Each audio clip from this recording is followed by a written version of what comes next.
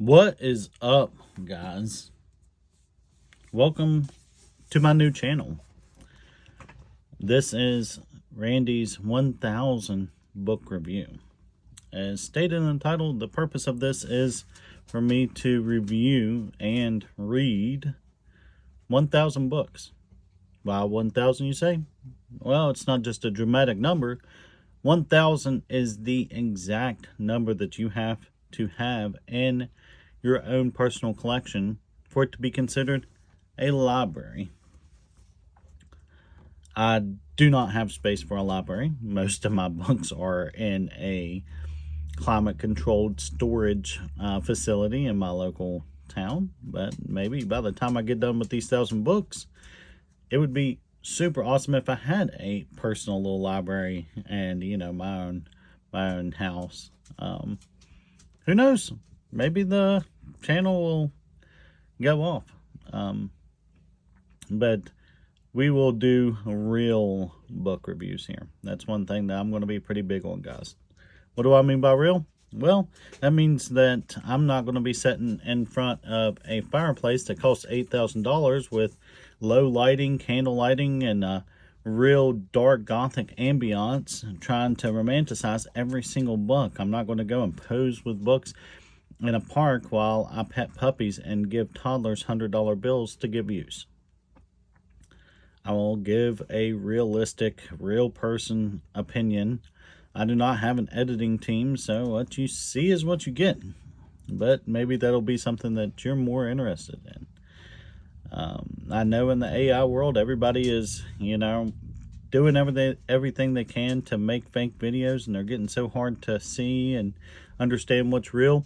And I have a really, really cool, I don't know if cool's the right word, but I have a kind of theory, I guess, that people are going to get tired of the fake, that they're going to reach and try to find something that's real. So that's what this is going to be. So, without further ado, the very first book review that I'm going to do on this channel, not the first book I've ever read, obviously. I have a whole backlog that we're going to get into. But the very first one I'm going to review is this. Never Eat Alone. Why Never Eat Alone? By Keith Ferrazzi. Keith Ferrazzi, Yale graduate, Harvard graduate, wrote this book. With some help from Tahal Raz. I don't know if I said that correctly. I probably should have watched some other YouTube channels before this and seen how they were pronouncing it and then go on. I did finish this book. This was an excellent one, but there's a purpose to the madness. So, why did I read it first? Because we all have to have people in our lives to succeed. And that's what this book really gives us a framework on how to do. Sprinkle in a little bit of narcissism, because this guy was really, really high on himself and his frameworks. But maybe it's okay to be high on yourself whenever you have been that successful. I don't know. I've never been that successful. So, maybe I'll fall into that deep depth pit of narcissistic kind of self-romanticization, put myself up on a pedestal type of thing.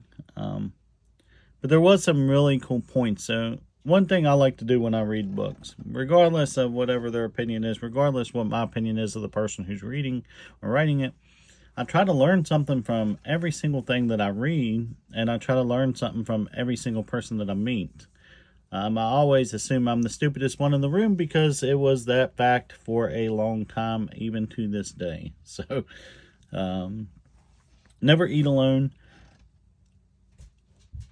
He is writing this book from the perspective of someone that was back when Blackberries was cool. So, you get into some chapters there where he's talking about, email people, keep in touch with them with your Blackberry in the bathroom stall. And I'm just like, bro.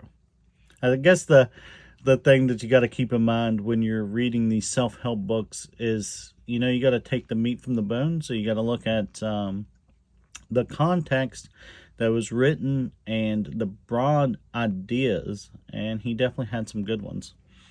One of the things that he really mentioned that stuck out to me Obviously, this is a book about networking, relationship building, leveraging relationships, creating a strategy, following up, following through,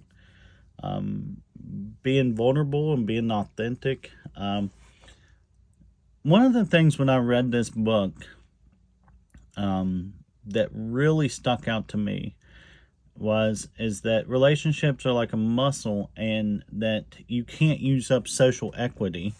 So what does that mean? Okay, so let me just kind of paraphrase it to my level of understanding, which may be false or it may be correct. So my understanding of what he's talking about there is that a lot of times we're afraid to ask favors from people, or we're afraid to introduce some of our friend groups or professional groups to another group, because you're building up this idea that one day you're going to ask them for a big favor or something you might need their help down the line. And now they're not going to give it to you because you wasted all your social equity on a favor for somebody else. And he likens social equity like a muscle, that if you exercise it, the relationship gets stronger. I never heard that theory before.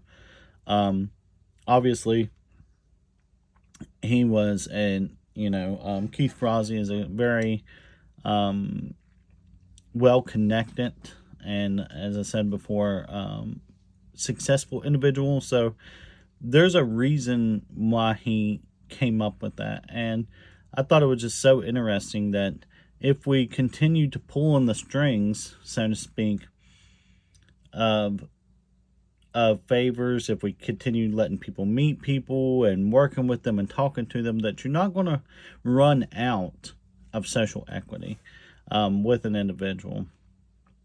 I've had those thoughts before where it's like, I really need a favor from this person, but that favor, I'm going to need it, maybe a month down the line. And, I don't want to waste asking for a favor from somebody for another person when I might need one myself. Plus, there's the control freak factor, I would say. I'm just talking from my own personal perspective, because, my idea is that if I introduce a person and another person and they're out and they're doing a favor, I'm not going to be involved in it. And now I might be the bad guy, if their relationship don't work out. So that was something that came to my mind more or less instantly whenever I was reading. I paused, then I reread it, and,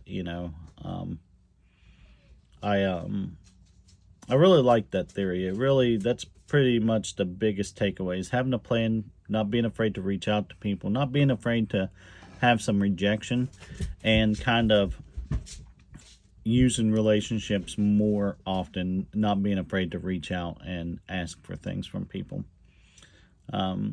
Overall, this book, Never Eat Alone and Other Secrets to Success One Relationship at a Time, I am going to give this one a solid 7.5 out of 10. It was not a bad book at all. I would possibly reread it at a later date. I've read some here recently that I just could not get through. This book right here, Never Eat Alone, I got this on eBay, so it was extremely reasonable. This was an excellent copy. The dust cover's still intact. Whoever had it before me, it doesn't have a lot of wear on it. I think I maybe gave $7 with free shipping. I buy a lot from Barnes & Noble, Books A Million, my local library when they have sales. I buy it from various places, but it seems to me that eBay is one of those places that if I have an expensive copy of something, or if I just want to kind of check prices and not spend $200 a week at Barnes & Noble, then to go this kind of route. And, just check eBay, see what they got, see if there's a reputable dealer with a decent condition one. This one will be a fun one if we ever get to put it on the shelf, if I ever have a library, guys. Like, if this channel ever does good, this will be fun to look back on. Anyways, I appreciate all you guys, all 4 of you who probably watched this video. And stay tuned. I'm probably going to do another one like a couple a week, right? And I've got everything on my desk here from 1611 Apocryphas to Emotional Poverty to Tibetan Book of the Dead and everything in between, from politics to academic stuff. I'm reading and reading and reading and reading and reading, and it's going to be awful fun to kind of ramble on about some of these books. So I'll see you guys later, and go Volunteers. We should have won that game against Georgia. I can't believe he missed that kick. I was live on TikTok at the time. It's really sad. Yeah. All right. Bye, guys.